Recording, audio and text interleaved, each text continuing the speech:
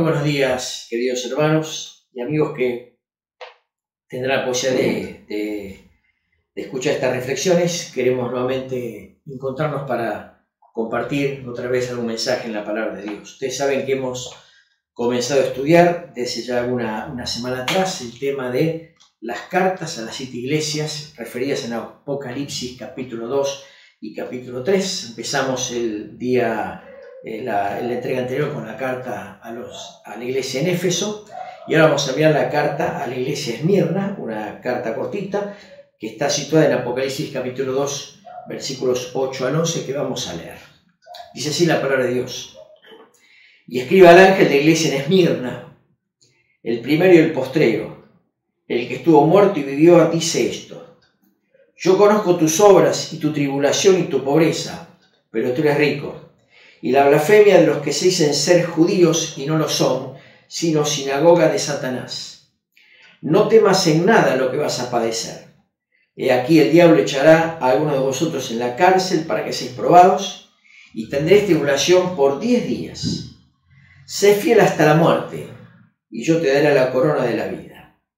El que tiene oído, oiga lo que el Espíritu dice a las iglesias. El que venciere no sufrirá daño de la segunda muerte. Hasta aquí nomás, hermanos queridos, en la lectura de la palabra. Dios bendiga lo que hemos leído y nos ayude a meditar en algunos aspectos del tema que tenemos que tratar. Cuando hablamos la otra vez, hablamos de la iglesia en Éfeso.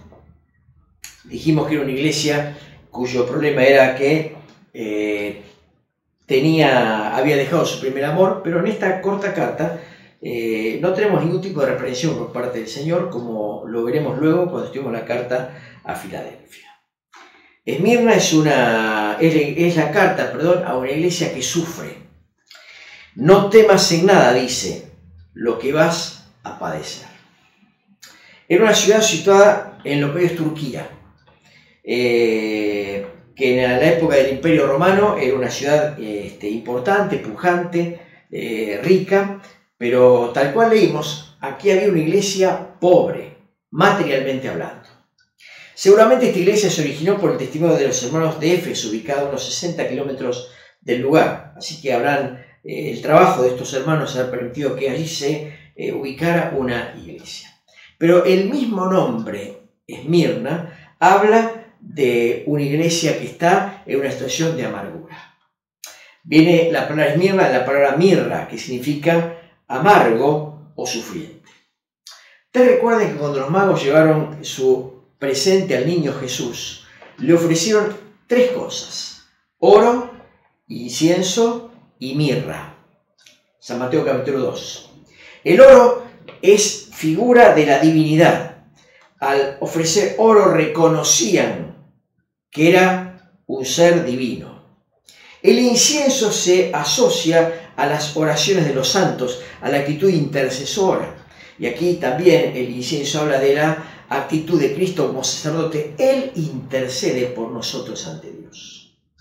Y finalmente ofreció mirra, reconociendo sus padecimientos y sus sufrimientos necesarios para nuestra salvación personal. Así que fíjense, en estos 3 elementos que los magos ofrecieron está puesto también la mirra como componente para la consideración de nuestro Señor Jesucristo. Y esta iglesia tiene que ver con eso, una iglesia que sufre. Quisiera en la meditación compartir 3 pensamientos. Primero, cómo el Señor y su presentación. Segundo, el Señor y su mensaje. Y tercero, el Señor y su promesa. Los 3 elementos que hacen a esta carta que muy sencillamente, queridos, vamos a reflexionar y estudiar en este momento. ¿Cómo se presenta el Señor? Versículo 8. Dice que es el primero y el postrero, el que estuvo muerto y vivió. Así se presenta el Señor. Es el que estuvo muerto pero vivió. A una iglesia sufriente, Cristo se manifiesta de esta manera, como aquel que estuvo muerto, es decir, que padeció aún hasta la muerte. Padeció primero, lo hizo hasta la muerte, mas ahora vive triunfando sobre el pecado y sobre la muerte. Su experiencia y victoria en medio del dolor debería ser un estímulo práctico para quienes transitan esta misma experiencia. Cada vez que experimentamos el dolor, la incomprensión o el rechazo por causa del Evangelio, debemos mirarle a Él, sabiendo que Él padeció de la misma manera. En Mateo capítulo 5, versículos 11 y 12, en Hechos capítulo 4 y capítulo 5, vemos a los primeros cristianos que eran perseguidos y conminados a callar. Y ellos dijeron: juzgad si es justo delante de Dios obedecer a vosotros antes que a Dios. Y agregaron: porque no dejamos o no podemos dejar de decir lo que hemos visto y oído. Y en el capítulo 5 del libro de los Hechos agrega que salieron de presencia del concilio gozosos de haber sido tenidos por dignos de padecer afrenta por causa del nombre. Es decir, aquellos primeros hermanos fueron perseguidos, azotados, y su reacción ¿cuál fue? La de gozarse, porque participaban de los sufrimientos de Cristo, el cual les anticipó que esto acontecería. Estaban contentos, gozosos, no por una actitud masoquista, queridos, sino por tener sido por dignos de padecer por causa del nombre de Jesucristo. Así, cada vez que tengamos que padecer rechazos, burlas, las puertas se cierren por causa del testimonio que vemos del Evangelio, tengamos la misma sensación de gozo, de paz, porque estamos haciendo lo que Cristo quiere que hagamos. Así que el Señor se presenta de esta manera, como el que vive, pero que estuvo muerto, que padeció y lo hizo hasta la muerte y muerte de cruz. Así que lo primero es la presentación. El Señor se presenta como aquel que vive y estuvo muerto y permanece para siempre. En segundo lugar, el Señor en su mensaje dice: yo conozco tus obras y tu tribulación y tu pobreza, pero eres rico. Los manuscritos originales no ponen la palabra obras, así que quedaría: yo conozco tu tribulación y tu pobreza, pero eres rico. El primer concepto a decir, hermanos, es que la riqueza que el Señor mide no es la riqueza monetaria o la riqueza material. La riqueza que Él mira es la de vidas fieles, y fieles hasta la muerte. Somos ricos en la medida del Señor cuando hay en nuestra vida esta fidelidad. Más allá de la economía que el mundo mira, más allá de las cosas que el mundo aprecia, parece que uno es rico. Para Dios somos ricos cuando somos fieles, y fieles en forma constante. Materialmente, Esmirna era una iglesia pobre. Seguramente pobre porque a estos hermanos perseguidos, rechazados e injuriados, las puertas laborales se les cerraban. Nadie quería tomarlos para trabajar. Todos los rechazaban. Y entonces fueron un grupo de personas, un pequeño grupo de personas pobres materialmente, pero que mantenían viva su fidelidad. Habían sido despojados de sus posesiones, eran rechazados sus trabajos, eran despojados, no había lugar para ellos, y algunos podían decir, como dijo el Señor Jesucristo: las zorras tienen guaridas, las aves de los cielos nidos, pero el Hijo del Hombre no tiene dónde reclinar su cabeza. Era la experiencia de esta iglesia. Edith Carballos, en su comentario del libro de Apocalipsis, dice lo siguiente: las pruebas y tribulaciones tienen varios propósitos en la vida del creyente. Primero, hacer que buenos cristianos sean mejores. Segundo, disciplinar a cristianos apartados. Tercero, manifestar el poder guardador y la gracia de Dios durante la tribulación. Cuarto, dar al cristiano la oportunidad de tener comunión en los sufrimientos de Cristo. Y 5, derrotar al enemigo. La prueba a la cual es sometido el creyente es también un elemento que derrota al enemigo de nuestras almas. El verso 9 hace referencia a perseguidores, habla de aquellos que eran los que blasfemaban, que se decían judíos y no lo era sino sinagoga de Satanás. ¿Cómo interpretar esto? Bueno, había calumnias contra la iglesia. Y esto era introducido especialmente por aquellos judaizantes que los denunciaban ante las autoridades romanas y entonces procuraban más y más su hostigamiento y su empobrecimiento para hacerlo desaparecer.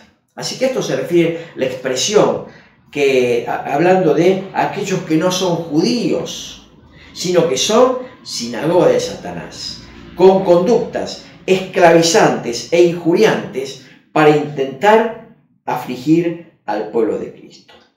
He aquí, hermanos queridos, la táctica satánica sigue siendo esta: infundir miedo. Él pretende atemorizar a todo fiel cristiano que quiera comunicar su palabra. Y lo hace de diferentes maneras, con problemas laborales, con problemas familiares, etc. Pero la táctica es infundir miedo para callar a la iglesia de Dios. Ante esto el Señor le dice: no temas en nada lo que vas a padecer. Y miren este segundo concepto, hermanos. El Señor no impide el sufrimiento, pero sí da gracia para sobrellevarlo. Esta iglesia sufría y el Señor no lo impedía, pero sí daba gracia para sobrellevarlo. El concepto era: no temas en nada lo que vas a padecer, porque vas a padecer. Y sepamos, hermanos, que la vida del cristiano tiene esta característica. Ahora sí, Mateo capítulo 5, que iba a decir antes, por error, y lo digo ahora, habla de este tema. Dijo el Señor: bienaventurados sois cuando por mi causa os vituperen y os persigan, y digan toda clase de mal contra vosotros mintiendo. Gozaos y alegraos en aquel día, porque grande es vuestro galardón en los cielos. Pablo escribe a Timoteo en la segunda carta, capítulo 3, versículo 12, y le dice: todos aquellos que quieren vivir piadosamente en Cristo padecerán persecución. El Señor nos ayuda a saber que Él está en medio de pruebas y dificultades, usando nuestro testimonio para su gloria. Así que el mensaje es: no temas en nada lo que vas a padecer. Vas a padecer. Y tenemos que saber, queridos hermanos, que en algún momento de nuestra carrera cristiana tenemos que gustar el padecimiento por causa del testimonio del Evangelio. Así que pensemos en esto. Y sepamos que el Señor también nos libre el padecimiento, pero sí nos dará la gracia para poder sobrellevarlo. Y finalmente terminamos nuestra consideración esta mañana hablando de el Señor y su promesa. Dice el Señor: sé fiel hasta la muerte, y yo te daré la corona de la vida. El mensaje es: continúa siendo fiel más en los tiempos y las circunstancias. La fe probada tiene grande galardón delante del Señor. Y el versículo 11 menciona la promesa liberadora: el que venciere no sufrirá daño de la muerte segunda. Una cosa es el galardón, que es un premio que Dios otorga, y otra cosa es la salvación, que no es un premio, sino es un regalo. Y esa salvación provista por Dios nos libra de la muerte segunda. Hay para el creyente de todos los tiempos una promesa liberadora. La aflicción durará un tiempo, tal vez años, pero ¿qué es esto a la luz de la eternidad? La promesa liberadora es: el que venciere, habiendo depositado su fe en Cristo Jesús, no sufrirá daño de la muerte segunda. El consuelo de todo creyente, más de las características, es que no sufrirá daño de esta muerte, siendo su realidad la de despertar y disfrutar de la gloria celestial. Hermanos y queridos, tal vez estamos viendo un tiempo de estrechez, de dificultad, de aflicción. En ese contexto tal vez estemos desanimados en cuanto a nuestra fe, pero confiemos. Dijo el Señor: en el mundo tendréis aflicción, pero confiad, yo he vencido al mundo. Miremos hoy al Cristo triunfante, pero que para triunfar primero padeció. Miremos hoy nuestra realidad personal y seamos testigos valerosos, hablando y mostrando a Cristo. Y aunque tengamos que padecer, gocémonos, porque esa semilla que sembramos, a veces con dolor, no pasará desapercibida delante de Dios. Miremos esta iglesia, pobre a los ojos de los demás, rica a los ojos de Dios. Procuremos lo mismo para nuestra vida, hermanos. Aunque no tengamos grandes bienes materiales, seamos ricos con vidas valiosas para con Dios. Dios bendiga su palabra en esta hora y nos ayude a meditar en este ejemplo de esta iglesia a la cual escribe en este presente siglo. Dios bendiga la palabra. Amén.